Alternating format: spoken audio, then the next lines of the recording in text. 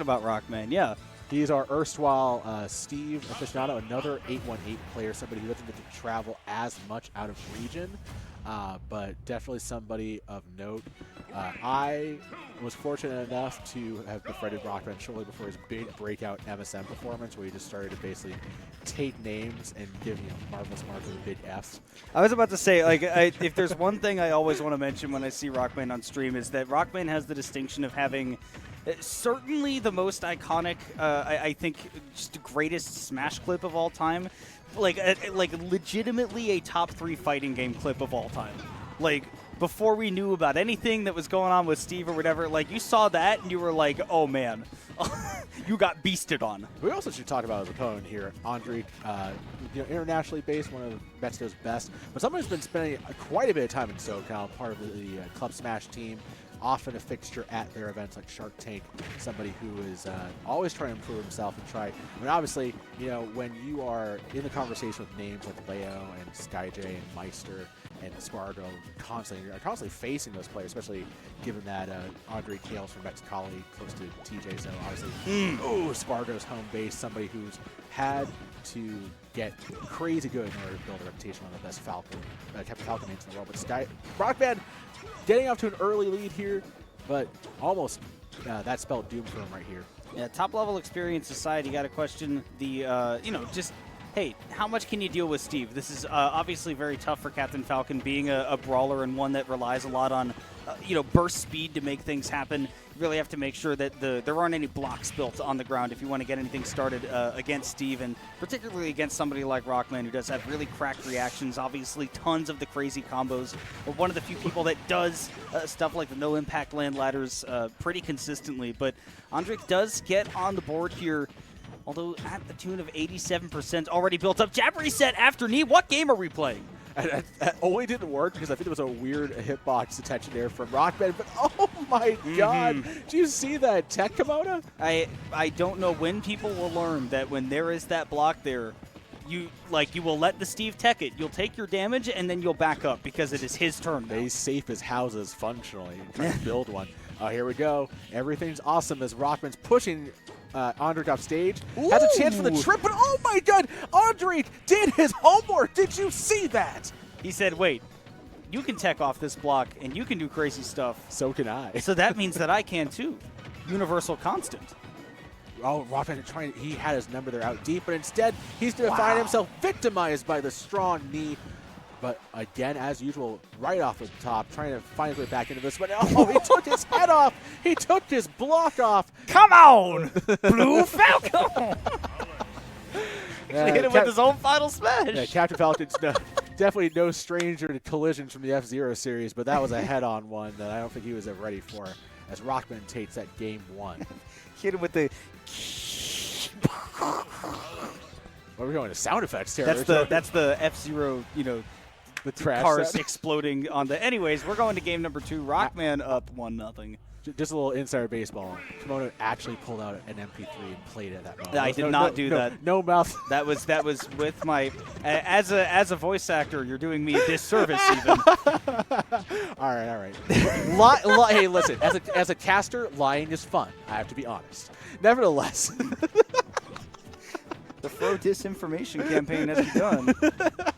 Happy little lies with our favorite commentator. What else can we say when these two right now are just trying to establish something here in this game 2? RockMan game, early pickaxe ladders, going the parry into the axe handle.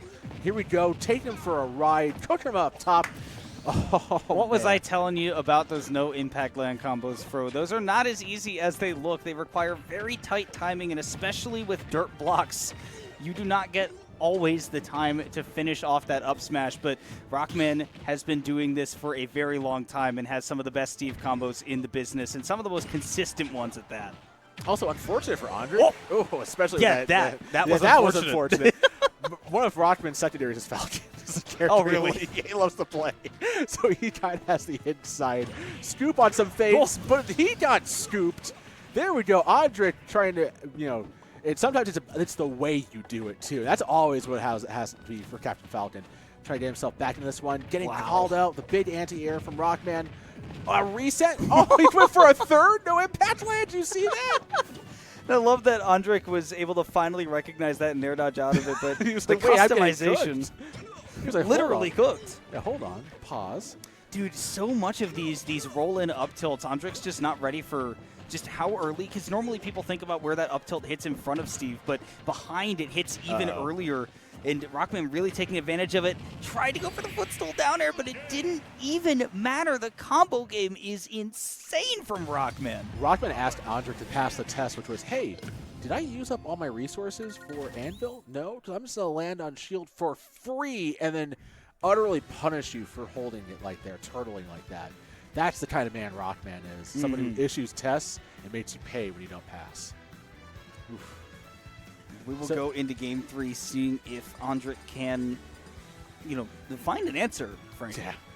I mean, this is the tough sledding right now for Andrik. He's got to figure out a way to just he's finding himself in these situations. He ain't called out for jumping in situations, for playing aggressive, but that's all Falcon can do. The character has one speed, and it is go. And he's taking his time right now. He's trying to calm himself down mentally. I've been watching. I don't know if you've watched it, Timon. I've been watching a lot of Hajime no Ippo, and a lot of these I sets. have watched it for a lot sure. of these sets remind me of just like the mental game of boxing, where you're just like, oh wow, I just got rocked. I need a reset. I need a 10 count to give myself a minute to get back into this one. Also, if y'all love boxing, love anime, check out Ippo. Look, we're at ichigoCon. We can talk about anime as much as we want, and I'll say that Hajime no Ippo, one of my favorite shows of all time. It is absolutely phenomenal, and I don't know, man. I guess Andrik's gonna have to take a couple of lessons out of it. I mean, he's got the Dempsey roll level of combos, right? Yeah, but he's facing down RockMan's Mashiba with the Hitman style. The flicker jabs? The flicker jabs. That's what every mind card is, the flicker jab. Oh, Starts here we go. Nevertheless, I love to see these two work out. Can you just see all the gears turning in terms of like exactly what they're trying to open and pry up? Let's see. Andrik's just trying to take advantage of any opportunity he can get to RockMan between swings. Gets the shield grab there, but an immediate reversal from RockMan to reset the issue. Oh, there we go, though. Again, that back hit of that up tilt, the early hit, leading into a little combo right there. RockMan is going to hold on to that diamond for later, and I think that that's the right decision sitting at a percentage like this. Just rock these stone tools as far as they'll take you. Maybe if you take the stock from Andrik, you'll risk a little bit of those diamond tools because you'll get so much time to mine here. We'll see another Anvil tech, and yes, I like the safe option of just going back to ledge. RockMan thought he could just get the scoops on the up smash. They're just raw in the middle of the stage. Instead, going the long route, and Andrik put an end to that flight. The no-flight zone out in full effect for Andrik. Untechable, you see that red splash. That is exactly what that means. Sending the TNT down with that down tilt. I like that idea there from RockMan. Lots of shield damage with that Anvil, but Andrik holding firm and steady, not letting it become a factor. And RockMan still has not had the opportunity to build up those diamond tools. And again, you almost always want to do that earlier rather than later. Yeah, you'd see Andrik was trying to deploy his aggression real strategically in order to avoid the big payouts. Wow.